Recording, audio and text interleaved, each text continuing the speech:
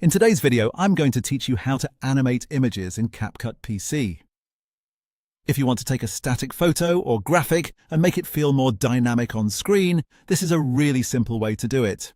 Instead of letting an image just sit there, you can have it slide in, fade in, or pop into place with a clean, professional-looking motion. CapCut on PC makes this process very straightforward, and once you know where the controls are, you can apply image animation in just a few clicks. To begin, go down to your timeline and find the image you want to animate. Click once directly on that static image block, so CapCut knows this is the layer you want to work with. When it's selected, you should see a clear, white bounding box outline around it. That visual outline is important because it confirms the image is active and ready for editing. If you don't see that selection, just click the image block again before moving on. Next, shift your attention to the top right side of the interface where the Properties panel is located. In that panel, click on the tab labeled Animation. This is where CapCut stores its built-in motion effects for clips and images. Once you open it, you'll see three animation categories: In, Out, and Combo.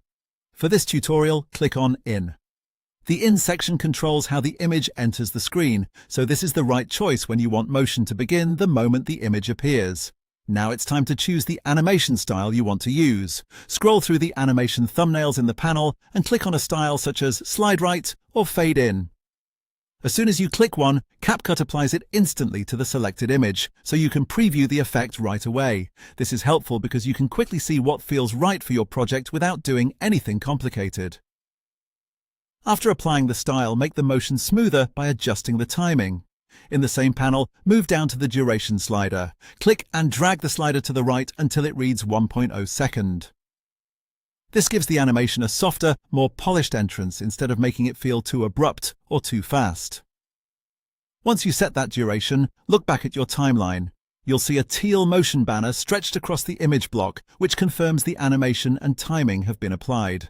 And that's it.